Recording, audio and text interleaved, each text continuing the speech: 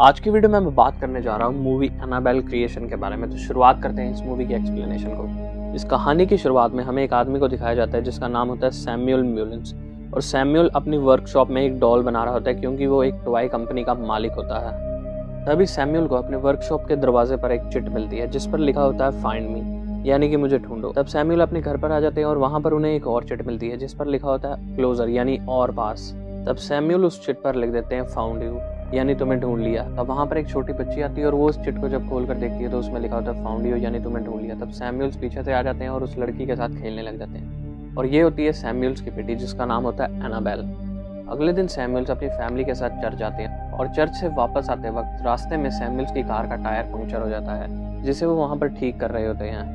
तब सैमुअल्स उस टायर को निकालते हैं चेंज करने के लिए, लेकिन जो उस टायर का एक बोल्ट होता है वो सड़क के बीचों बीच जाकर गिर जाता है जिसे एनाबेल उठाने चली जाती है। लेकिन तभी वहां से एक बहुत ही तेज कार आ रही होती है जिसकी एनाबेल के साथ टक्कर हो जाती है और यहाँ पर एक बहुत ही भयानक एक्सीडेंट हो जाता है जिसके कारण एनाबेल की मृत्यु हो जाती है। तब कहानी दिखाई जाती है 12 साल बाद की, जहाँ पर चर्च से 6 अनाथ लड़कियां और एक नन सैमुअल के घर पर रहने आ जाती हैं।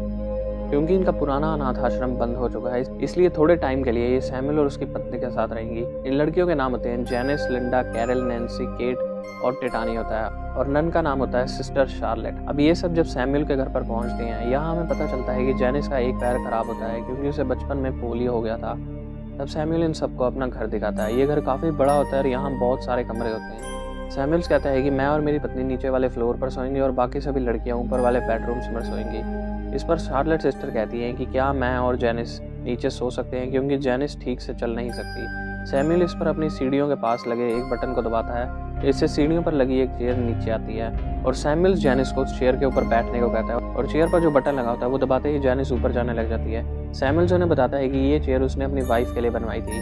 अब जेनिस ऊपर वाले फ्लोर पर पहुंच जाती है और ऊपर जेनिस को एक अजीब सी आहट महसूस होती है और तब बाकी सभी लड़कियां भी ऊपर आ जाती हैं। सभी लड़कियों के साथ तो जेनिस की इतनी बात नहीं होती, लेकिन जो उसकी बेस्ट फ्रेंड होती है लिंडा, उसके साथ उसकी काफी बात होती है। तब सिस्टर कहती है कि बाकी सब लड़कियां तो यहीं पर सोएंगी, लेकिन जेनिस और लिंडा को दूसरे कमरे में सोने को कहती हैं। लेकिन जेनिस और लिंडा कहती है कि हम भी बाकी सभी लड़कियों के साथ सोना चाहती हैं, लेकिन सिस्टर के बार बार इंसिस्ट करने में उनके पास और कोई रास्ता नहीं होता, इसलिए उन्हें दूसरे कमरे में सोने जाना पड़ता है। जब जेनिस उस कमरे से बाहर आती है तो वो देखती है एनाबेल के कमरे को जिसके दरवाजे के बाहर हाइट मार्क्स लगे होते हैं और वो उस कमरे को खोलने जा रही होती है। लेकिन तभी वहां पर सैमुअल आ जाता है और वो उन्हें कहता है कि चाहे कुछ भी हो जाए इस दरवाजे को बिल्कुल नहीं खोलना। ये कमरा एनाबेल का था इसलिए इस वक्त कोई भी नहीं खोलेगा। अगले दिन लिंडा बाकी सब लड़कियों के साथ नीचे खेलने चली जाती है, लेकिन जेनिस उन लड़कियों के साथ खेलने नहीं जा पाती, इसलिए वो अपने ऊपर कमरे में होती है और इन सबको नीचे देख रही होती है। लेकिन तभी हमें जेनिस के पीछे एक साया दिखाया जाता है जो कि उसी की तरफ बढ़ रहा होता है। लेकिन जैसे ही जेनिस पलट के देखती है तो वहां पर कोई भी नहीं होता। ये साया काफी हद तक म्यूलिन्स की बेटी एनाबेल जैसा दिख रहा होता है। और उसी दिन रात को जब सारे खाना खाने के बाद अपने कमरों में आ जाते हैं, जब जेनिस अपने कमरे में आकर सो रही होती है तो उसे नींद नहीं आ रही होती, जिसके कारण वो उठ जाती है और वो अपने कमरे के दरवाजे की तरफ देखती है तो उसके नीचे से एक चिट निकलती है और उसमें लिखा होता है फाइंड मी। और ये वही खेल है जो सैमुअल्स की बेटी एनाबेल, जिसका असली नाम बी होता है, कई साल पहले अपने फादर के साथ खेला करती थी। तब जेनिस अपने कमरे से बाहर आ जाती है और जो एनाबेल का कमरा होता है उसके नीचे से एक और चिट निकलती है और उसमें भी यही लिखा होता है कि फाइंड मी, और उस कमरे का दरवाजा भी अपने आप खुल जाता है। जब जेनिस उस कमरे के अंदर चली जाती है जहाँ पर एक लॉकर के अंदर एक डॉल पड़ी होती है जो कि जेनिस को बहुत ही खूबसूरत लगती है। जेनिस उसी कमरे में लॉकर की चाबी ढूंढ लेती है और लॉकर को खोल देती है, लेकिन वो डॉल को नहीं उठाती, सिर्फ उसे देखती है और वहां से जाने वाली होती है। लेकिन जैसे ही वो लॉकर को बंद करके दोबारा से जा रही होती है, लॉकर का दरवाजा अपने आप खुल जाता है और फिर जेनिस दोबारा से लॉकर को बंद करती है और वहां से जाने वाली होती है। लेकिन तब दोबारा से लॉकर का दरवाजा अपने आप खुल जाता है और जेनिस को अब ऐसा लगता है कि शायद ये डॉल उसी की तरफ देख रही है। तब जेनिस उस डॉल के ऊपर एक कपड़ा देती थी और खिड़की के पास चली जाती है, जहाँ पर मुलिन्स भी उसे देख लेते हैं। मुलिन्स ऊपर की तरफ आने लग जाते हैं, लेकिन तभी उस कमरे में दिखाया जाता है जिस डॉल के ऊपर जेनिस ने वो कपड़ा दिया था, तब उस कपड़े के अंदर कोई आकृति आती है जो कि उस कमरे से बाहर आने लग जाती है और वो आकृति एक लड़की की तरह दिख रही होती है।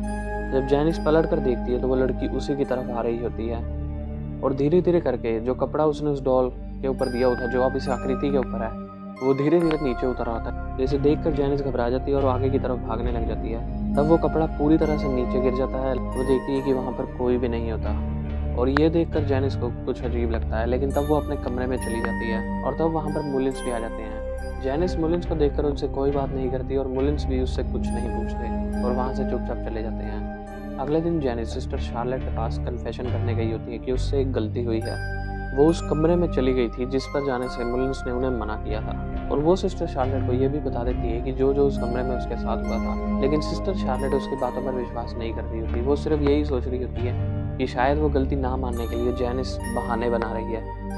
और बाहर दिखाया जाता है कि लड़कियां हाइड एंड सीक खेल रही होती हैं, जिसमें जो लड़की होती है लिंडा, वो सीढ़ियों के नीचे बने एक कमरे में जाकर छुप जाती है। और हमें दिखाया जाता है कि उस कमरे के अंदर वही डॉल पड़ी है जो कि रात को जेनिस को दिखी थी, जिसके पीछे लिंडा को एक साया भी दिखाई देता है, और वो साया लिंडा के ऊपर हमला कर देता है, जिसके कारण लिंडा उस कमरे से बाहर गिर जाती है। दूसरी तरफ बाकी सभी लड़कियां घर के पास बने मुलिन्स के वर्कशॉप में जाती हैं, जहां पर उन्हें एक स्केयर क्रो दिखता है। कैरल और नैन्सी उस स्केयर क्रो से खेलने लग जाती हैं और वहां से वो चली जाती हैं घर की तरफ। अब रात हो जाती है और हमें मिस्टर मुलिन्स और सिस्टर शार्लेट दिखाए जाते हैं। मिस्टर मुलिन्स यहाँ सिस्टर शार्लेट की एक तस्वीर देखते हैं। सिस्टर मुलिन्स को बताती है कि ये तस्वीर 1952 में रोमेनिया में ली गई थी। इस फोटो में सिस्टर के अलावा 3 और नन्स होती हैं। सिस्टर मुलिन्स को इन सभी नन्स का नाम बताती हैं। तभी मुलिन्स की नज़र इस फोटो में दिख रही एक और नन पर जाती है, जो कि वैलेक नन होती है, जो कि कंजरिंग 2 में मेन इवल स्पिरिट थी। और ये इस मूवी में इस वैलेक की एक छोटी सी रेफरेंस होती है, जो कि कंजरिंग यूनिवर्स को आपस में जोड़ती है। अब रात में कैरल और नैन्सी चादर के अंदर खेल रही होती हैं। तभी उन्हें एक रिंग की आवाज़ आती है, जो मिसेस मुलिन्स अपने रूम से बजाती हैं, और ये आवाज़ धीरे धीरे इनके करीब आ रही होती है। उन्हें लगता है कि मिसेस मुलिन्स उनकी तरफ बढ़ रही हैं। वो दोनों काफ़ी डर जाती हैं और वो अपनी टॉर्च जगाने की कोशिश करती हैं, लेकिन उनकी टॉर्च भी नहीं जग रही होती, और उनके सामने एक खौफनाक चेहरा आ जाता है और वो दोनों जोर से चिल्लाती हैं। तभी सभी लड़कियां उठ जाती हैं और वहाँ पर मिस्टर मुलिन्स और सिस्टर शार्लेट भी आ जाती हैं। वो लड़कियों को बताती हैं कि उन्हें यहाँ पर मिसेस मुलिन्स को देखा है। इस पर मिस्टर मुलिन्स कहते हैं कि ये नामुमकिन है, क्योंकि मेरी पत्नी पिछले कई सालों से चल नहीं सकती, वो सिर्फ अपने कमरे में बेड पर लेटी रहती हैं। उन दोनों लड़कियों को भी यही लगता है कि ये शायद उनका वहम होगा। अगली सुबह जेनिस नैन्सी से बात करने की कोशिश करती है, लेकिन कैरल नैन्सी को कुछ भी कहने से मना कर देती है। फिर मिस्टर मुलिन्स यहाँ से चले जाते हैं और मिसेस मुलिन्स अपने बेडरूम से बेल रिंग करती हैं। अब मिस्टर मुलिन्स के ना होने की वजह से सिस्टर शार्लेट वहाँ चली जाती हैं। यहाँ मिसेस मुलिन्स सिस्टर को एक गिलास पानी के लिए कहती हैं। सिस्टर उन्हें पानी दे देती हैं और तब इनके कमरे के बाहर जेनिस भी आ जाती है और वो इनकी बातें सुन रही होती हैं। यहाँ मिसेस मुलिन्स का आधा चेहरा बहुत ज़्यादा जख्मी होता है, इसलिए मिसेस मुलिन्स अपने आधे चेहरे को मास्क से ढकती हैं। यहाँ बेड के पास एक बच्ची की तस्वीर होती है। सिस्टर मिसेस मुलिन्स से पूछती हैं कि ये बच्ची कौन है। इस पर मिसेस मुलिन्स कहती हैं कि ये उनकी बेटी एनाबेल है, जिसका कई साल पहले छोटी उम्र में एक कार एक्सीडेंट में देहांत हो गया। और ये बात जेनिस भी सुन लेती है। जेनिस को एनाबेल से हमदर्दी होने लगती है और जेनिस कमरे के बाहर एक फ़ोटो देखती है, जो कि एनाबेल की होती है, जिसमें एनाबेल के पास एक डॉल होती है, और ये डॉल वही होती है जो कि जेनिस ने एनाबेल के कमरे में देखी थी। जेनिस उस तस्वीर को अपने साथ ले जाती है और रात को सोते वक्त भी जेनिस के पास ही वो तस्वीर होती है। तभी अचानक रात को म्यूज़िक की आवाज़ आने लगती है। जेनिस उसका पीछा करते हुए अपने कमरे से बाहर जाती है और ये आवाज़ एनाबेल के कमरे से आ रही होती है, और इजाज़त ना होने पर भी जेनिस दोबारा से उस कमरे में चली जाती है। तभी वहाँ पर लिंडा भी आ जाती है और जेनिस से कहती है कि तुम्हें यहाँ नहीं आना चाहिए। लिंडा पूछती है कि ये कमरा किसका है। जेनिस बताती है कि ये कमरा मुलिन्स की बेटी एनाबेल का है, जिसके कई साल पहले मृत्यु हो गई थी। यहाँ लिंडा एनाबेल के टॉयज को छेड़ रही होती है और वह एक गन को उठाकर उससे शूट करती है, जिसमें से वो बॉल निकलती है और वो सीधा उस डॉल पर जाकर लगती है। लिंडा उस डॉल को देखती है तो वो डॉल भी लिंडा को खौफनाक तरीके से देख रही होती है। लिंडा घबराकर यहाँ से चली जाती है और जेनिस एनाबेल की डायरी को देख रही होती है।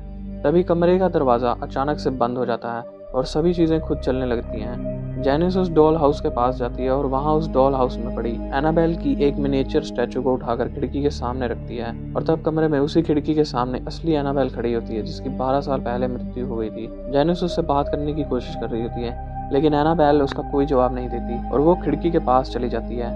एनाबेल उसे कहती है कि क्या तुम मेरी मदद करोगी। जेनिस कहती है तुम्हें क्या चाहिए, लेकिन तभी अचानक एनाबेल पलटती है और उसका चेहरा बहुत ही ज़्यादा डरावना लग रहा होता है और वो उससे कहती है कि मुझे तुम्हारी आत्मा चाहिए, जिससे कि जेनिस बहुत ही ज़्यादा घबरा जाती है और उस कमरे से बाहर निकल जाती है।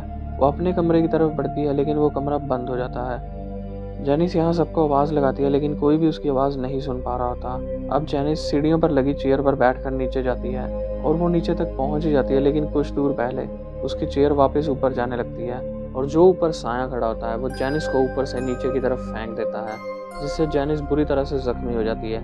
अगली सुबह मिस्टर मुलिन्स जेनिस को लेकर आते हैं और अब जेनिस का दूसरा पैर भी टूट चुका है। वो व्हील चेयर पर आ गई है। वो कमरे में आकर सिस्टर शार्लेट को बताती है कि वो रात को ऊपर से नहीं गिरी थी, बल्कि किसी ने उसको नीचे फेंका था। इस पर सिस्टर शार्लेट पूरी तरह से हैरान हो जाती है। जेनिस उन्हें कहती है कि इस घर में कोई बुरी शक्ति है जो कि उसकी आत्मा लेना चाहती है, क्योंकि बुरी शक्ति कमज़ोर लोगों पर हमला करती है।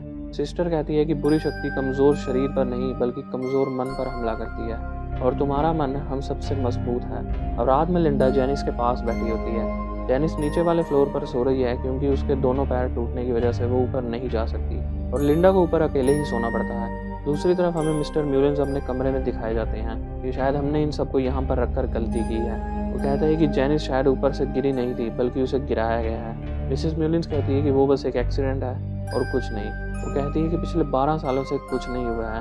और तब लिंडा ऊपर चली जाती है और वो की होल से उस कमरे में देखने लग जाती है। वो डॉल एक रॉकिंग चेयर पर बैठी होती है, और जब लिंडा दरवाज़ा खोलती है तो उस चेयर पर कोई भी नहीं बैठा होता।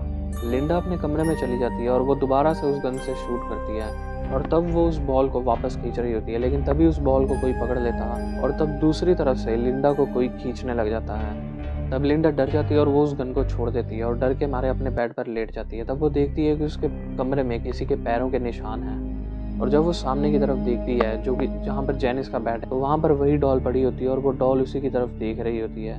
और तभी वहाँ पर एक साया दिखाया जाता है जिसका हाथ उस डॉल की तरफ बढ़ता है और वो उसे अपने साथ ले जाता है। अगली सुबह जेनिस को सिस्टर घर से बाहर लेकर आती है। वो कहती है कि तुम्हें यहाँ अच्छा लगेगा।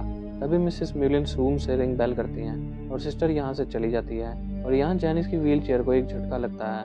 वो पीछे मुड़कर देखती है तो वहाँ कोई नहीं होता, लेकिन तभी उसके सामने जो वर्कशॉप होती है उसका दरवाज़ा अपने आप खुल जाता है, जिसके बाद जेनिस की व्हील चेयर को पीछे से एक साया धक्का मारने लग जाता है जो कि काफ़ी हद तक सिस्टर की तरह दिख रहा होता है, लेकिन हमें उसका चेहरा नहीं दिखाया जा रहा होता। जेनिस जब उसके हाथों की तरफ देखती है तो वो इंसानी हाथ नहीं होते, जिसे देखकर जेनिस मदद के लिए चिल्लाने लगती है, लेकिन कोई भी उसकी आवाज़ नहीं सुन पा रहा होता। वो साया जेनिस को वर्कशॉप के अंदर फेंक देता है। जेनिस दरवाजे की तरफ बढ़ रही होती है, लेकिन दरवाज़ा बंद हो जाता है। वर्कशॉप में एक लड़की का प्लेटफॉर्म होता है जिसके नीचे जेनिस छुप जाती है, और तभी वहाँ पर मिस्टर म्यूलिन्स की बेटी एनाबेल दिखती है जो कि जेनिस के ऊपर हमला कर देती है, और उसे पकड़कर जो उसके चेहरे पर खून लगा होता है वो जेनिस के चेहरे पर लगा देती है, और जेनिस जोर से चिल्लाती है, और इस पर जेनिस की आवाज़ सिस्टर सुन लेती है और वो लिंडा के साथ वर्कशॉप में आ जाती है। जब वो अंदर आते हैं तो वो देखते हैं कि जेनिस अपनी व्हील चेयर पर बैठी होती है और उसके चेहरे पर कोई भी डर नहीं होता, जैसे कुछ हुआ ही नहीं। और ये देखकर हमें पता लगता है कि जो एनाबेल की आत्मा अभी जेनिस ने देखी थी उसने अब जेनिस के शरीर के ऊपर कब्जा कर लिया है, इसलिए जेनिस का कोई भी एक्सप्रेशन नहीं होता इतनी ज़ोर से चिल्लाने के बाद भी। तब दिखाया जाता है कि लिंडा घर के बाहर अकेली बैठी होती है और वो बहुत परेशान होती है। फिर वहीं पर मिस्टर म्यूलिन्स आते हैं और वो लिंडा से पूछते हैं कि तुम इतनी परेशान क्यों हो। लिंडा कहती है कि जेनिस को आपकी बेटी दिखती है, वो उसके कमरे में गई थी जहाँ उसे एनाबेल की डॉल भी मिली थी। ये सुनकर मिस्टर म्यूलिन्स काफ़ी हैरान हो जाते हैं।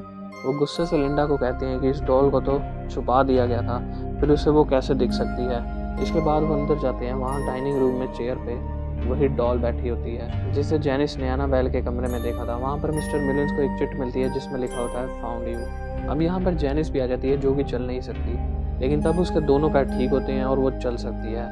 मिस्टर म्यूलिन्स जेनिस को यहाँ से चले जाने को कहते हैं, लेकिन देखते ही देखते जेनिस एक शैतान में बदल जाती है, और जो मिस्टर म्यूलिन्स के हाथ में क्रॉस होता है वो जैसे ही जेनिस को दिखा रहे होते हैं तभी जेनिस एक एक करके उनके हाथ की उंगलियां तोड़ने लग जाती है, और तब मिस्टर म्यूलिन्स की सभी उंगलियां टूट जाती हैं, और तब जो शैतान जेनिस के ऊपर हावी है वो मिस्टर म्यूलिन्स को मार देता है। अब जेनिस जब रात को सो रही होती है तो उसके पास लिंडा आती है और वो देखती है जेनिस उस डॉल को पकड़कर सो रही होती है जिसे उसने एनाबेल के कमरे में देखा था।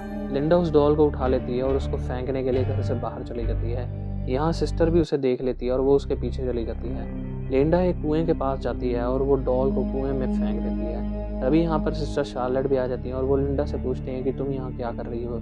लिंडा कहती है कि इस डॉल ने मिस्टर म्यूलिन्स को मारा है और जेनिस को बदला है। सिस्टर शार्लेट कहती है कि ठीक है अब वापस चलो। तभी लिंडा वापस कुएं में देखने जाती है और उसे पानी में डॉल के गिरने की आवाज़ नहीं आती, और जैसे ही लिंडा कुएं के अंदर देखती है तो वहाँ से 2 हाथ निकलते हैं जो लिंडा को कुएं के अंदर की तरफ खींच रहे होते हैं, लेकिन तभी सिस्टर यहाँ आकर लिंडा को पकड़ लेती है और बाहर खींच लेती है, और तब वो उस कुएं को ढक जाते हैं और वहाँ से चले जाते हैं। तभी लिंडा जेनिस के पास आती है और वो उसे कहती है कि मैंने उस डॉल को फेंक दिया, और तब वो जेनिस के ऊपर से वो चादर हटाती है और देखती है कि वहाँ पर जेनिस नहीं बल्कि वो डॉल पड़ी होती है।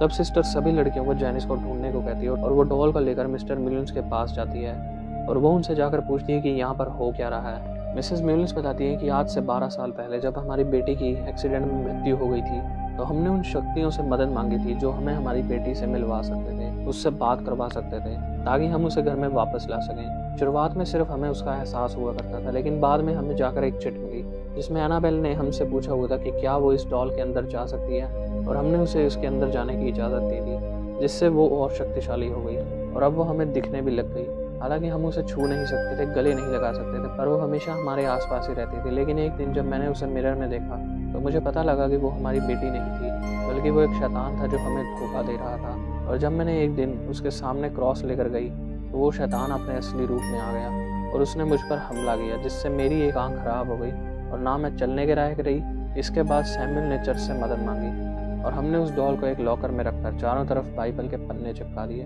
और उस डॉल को जिसमें शैतान का वास था उस लॉकर में हमेशा के लिए बंद कर दिया। ऐसे ही 12 साल बीत गए और 12 सालों में कुछ भी ना होने की वजह से हमें लगा कि शैतान यहाँ से चला गया। इसलिए हमने अपने पापों का प्रायश्चित करने के लिए अपने घर में अनाथ लड़कियों को रहने के लिए बुला लिया, पर शायद वह शैतान यही चाहता था और अब एक बार फिर वो शैतान आज़ाद हो चुका है। दरअसल जेनिस ने जब उस लॉकर को सबसे पहले खोला था उसी वक्त वो शैतान आज़ाद हो गया और अब वो शैतान जेनिस के शरीर में है। और दूसरी तरफ हमें ये दिखाया जाता है कि सभी लड़कियां जेनिस के पास पहुंच जाती हैं और यहाँ पर जेनिस अपने दोनों पैरों पर खड़ी हो जाती है और वो चाकू से इन पर हमला करती हैं। सभी लड़कियां नीचे भागती हैं, लेकिन लिंडा और टियाना यहीं पर फंस जाती हैं। अब लड़कियां सिस्टर के पास जाती हैं और वो उनसे कहती हैं कि जेनिस ने उन्हें मारने की कोशिश की और लिंडा और टियाना ऊपर फंसी हुई हैं। सिस्टर ये सुनकर पुलिस को तुरंत कॉल करती है और सिस्टर लिंडा और टियाना को बचाने चली जाती है। यहाँ सिस्टर जेनिस के सामने आती है और वो गॉड से प्रार्थना करना शुरू कर देती है, पर तभी जेनिस सिस्टर को हवा में उठा लेती है और उन्हें एक मिरर पर फेंक दी है, जिससे सिस्टर बेहोश हो जाती है। लिंडा और टियाना इस कमरे से भाग जाती है, लेकिन लिंडा का पैर फिसल जाता है और वो नीचे गिर जाती है और तभी उसे एक कमरे में खींच लिया जाता है। और दूसरी तरफ बाकी की लड़कियां मिसेस म्यूलिन्स के कमरे में उन्हें लेने जाती है ताकि वो भी इस घर से निकल सकें, लेकिन मिसेस म्यूलिन्स को शैतान ने मार कर लटकाया होता है। ये देखकर लड़कियां डर जाती हैं और घर से बाहर चली जाती हैं। यहाँ एक गाड़ी खड़ी होती है और वो उसे स्टार्ट करने की कोशिश करती है, लेकिन गाड़ी स्टार्ट नहीं हो रही होती। लड़कियां वर्कशॉप की तरफ भागती हैं और कैरल उस वर्कशॉप के अंदर चली जाती है और दरवाज़ा अपने आप बंद हो जाता है और बाकी लड़कियां बाहर रह जाती हैं। अब कैरल अंदर देखती है तो यहाँ एक स्केयरक्रो होता है और ये स्केयरक्रो वही होता है जिसके साथ कुछ दिन पहले कैरल खेल रही होती है। वो स्केयरक्रो खड़ा हो जाता है और एक शैतान में बदल जाता है और वो धीरे धीरे कैरल की तरफ बढ़ रहा होता है और वो शैतान एक एक करके वर्कशॉप की सभी लाइट्स भी तोड़ रहा होता है और आखिरी लाइट टूटने से पहले कैरल उस लाइट को पकड़ लेती है, लेकिन तभी स्केयरक्रो उस पर हमला कर देता है और इससे पहले कि वो कैरल को मारता, नैन्सी एक छोटी विंडो खोल देती है और कैरल को वर्कशॉप से बाहर निकाल लेती है। वहीं दूसरी तरफ लिंडा को दिखाया जाता है जो कि एक कमरे में होती है। लिंडा दरवाज़ा बंद कर लेती है, लेकिन जेनिस उस दरवाजे को बहुत ज़ोर से खटका रही होती है। लिंडा को समझ नहीं आ रहा होता कि वो क्या करे, तभी वो विंडो से एक लिफ्ट को देखती है। लिंडा उस लिफ्ट में बैठ जाती है और वो उस लिफ्ट को नीचे करने लगती है। वो लिफ्ट मिसेस म्यूलिन्स के कमरे में खुलती है। अब लिंडा भी मिसेस म्यूलिन्स के कमरे में पहुंच जाती है और यहाँ लाइट नहीं होती। लिंडा टॉर्च जगाती है और उसकी नज़र मिसेस म्यूलिन्स की लाश पर जाती है और तभी मिसेस म्यूलिन्स की लाश उठ जाती है और वो उस पर हमला कर देती है। लिंडा वापस और लिफ्ट में बैठ जाती है और लिफ्ट ऊपर की तरफ जाने लग जाती है, लेकिन शैतान उस लिफ्ट को नीचे की तरफ खींच रहा होता है। लिंडा लिफ्ट की रस्सी को पकड़ लेती है और लिफ्ट के नीचे जाने पर लिंडा वापस ऊपर वाले फ्लोर पर आ जाती है। अब वो सीढ़ियों की तरफ जाती है और वो देखती है कि नीचे जेनिस उसकी डॉल पर चाकू मार रही होती है। जेनिस कहती है कि इस डॉल की खास बात है कि ये बिल्कुल तुम्हारे जैसे दिखती है। इसके बाद जेनिस धीरे धीरे लिंडा के पास आने लगती है। लिंडा काफ़ी डर जाती है और वो भागकर एनाबेल के कमरे में चली जाती है और लिंडा उसी लॉकर में छिप जाती है जहाँ उस डॉल को 12 सालों से कैद किया हुआ था, जिसके अंदर बाइबल के पन्ने चिपके हुए हैं। और अब उस कमरे में जेनिस भी आ जाती है। वो लिंडा को बुलाती है, लेकिन लिंडा उसका कोई जवाब नहीं देती। लिंडा पीछे मुड़कर देखती है तो लॉकर में वही डॉल पड़ी होती है जिसे लिंडा ने फेंक दिया था। तब वो डॉल लिंडा को ही देख रही होती है। तभी जेनिस उस लॉकर को खोल देती है और वो लिंडा को नीचे गिरा देती है और उस पर चाकू से हमला ही करने वाली होती है, लेकिन तभी वहाँ पर सिस्टर शार्लेट आ जाती हैं। सिस्टर लॉकर में से उस डॉल को निकाल लेती है और वो जेनिस को रुकने को कहती है। जेनिस अब सिस्टर शार्लेट की तरफ बढ़ती है। तभी सिस्टर उसे जीसस क्राइस्ट का लॉकेट पहना देती है और जेनिस और डॉल को उसी लॉकर में बंद कर देती है और उस लॉकर के आगे एक बहुत ही बड़ी अलमीरा फेंक देती है। तभी हम देखते हैं कि सभी लाइट्स ऑन ऑफ होने लगती है। लिंडा और सिस्टर घर से बाहर आ जाती हैं। सभी लड़कियां और सिस्टर घर के बाहर होती हैं और घर में काफ़ी हलचल होने लगती है और तब सभी लाइट्स फट जाती हैं और सब कुछ शांत हो जाता है। अब यहाँ पुलिस तहकीकात करने आती है और वो उस लॉकर को भी खोल कर देखती है जहाँ सिस्टर ने जेनिस और डॉल को बंद किया था, लेकिन वहाँ सिर्फ डॉल होती है और जेनिस यहाँ से भाग चुकी होती है। अगली सुबह यहाँ फादर आते हैं। फादर उस डॉल को अपने साथ ले जाते हैं और कहते हैं कि ये घर अब बिल्कुल पवित्र है। लिंडा कहती है कि ये डॉल तो अभी भी यहीं पर है। फादर बताते हैं कि ये डॉल सिर्फ एक जरिया था, वो बुरी शक्ति अब यहाँ से कहीं और जा चुकी है। इस हादसे के बाद ये सब के सब यहाँ से चले जाते हैं। वहीं दूसरी तरफ हमें एक ऑर्फनेज दिखाया जाता है जहाँ एक कपल मिस्टर और मिसेस हिगिंस एक लड़की को अडॉप्ट करते हैं। वहाँ की सिस्टर हिगिंस को एक लड़की के पास ले जाती है और ये लड़की और कोई नहीं बल्कि जेनिस होती है। मिस्टर हिगिंस उससे उसका नाम पूछते हैं और ये लड़की अपना नाम एनाबेल बताती है, यानी कि जेनिस अभी भी शैतान के कब्जे में होती है। ये कपल इसे अडॉप्ट कर लेते हैं और अब धीरे धीरे 12 साल बीत जाते हैं। एनाबेल यानी कि जेनिस अब बड़ी हो चुकी है और वो अपने बॉयफ्रेंड के साथ मिलकर अपने मॉम डैड की हत्या कर देती है, क्योंकि एनाबेल और उसका बॉयफ्रेंड शैतान की पूजा करते हैं। अब हिगिंस के पड़ोसी एनाबेल की मॉम की चीख की आवाज़ से जाग जाते हैं और हिगिंस के घर की तरफ बढ़ते हैं और इसके साथ ये मूवी यहाँ पर ख़त्म हो जाती है। इस मूवी के क्रेडिट्स में हमें रोमेनिया के एक चर्च दिखाया जाता है जहाँ हमें वेलेक की पहली झलक दिखाई जाती है और यहाँ पर ये मूवी ख़त्म हो जाती है, जिसका नाम है एनाबेल क्रिएशन। ये मूवी के डायरेक्टर थे डेविड सैंडबर्ग और वहीं पर इस मूवी के प्रोड्यूसर थे जेम्स वैन। ये मूवी में मेन स्टार कास्ट थी स्टेफनी सिगमैन, टेलिथा बैटमैन, एंथनी लेपेगिला और मिरांडा ओटो। ये मूवी रिलीज हुई थी 11 अगस्त 2017 को। इसका बजट था $15 मिलियन और वहीं पर इस मूवी की बॉक्स ऑफिस कलेक्शन हुई थी $306 मिलियन, यानी कंजरिंग यूनिवर्स की एक बहुत ही बड़ी ब्लॉकबस्टर मूवी। और मेरे हिसाब से ये एक बहुत ही अच्छी हॉरिफाइंग मूवी है जो कि आप लोगों को ज़रूर देखनी चाहिए। अगर आपको लगता है कि मैंने इस वीडियो में कुछ गलत बता दिया तो आप मुझे कमेंट करके ज़रूर बता सकते हैं। मैं अपने आने वाली किसी वीडियो में उसके बारे में ज़रूर बताऊंगा। मिलते हैं आपसे अगली वीडियो में, तब तक के लिए जियो ज़िंदगी।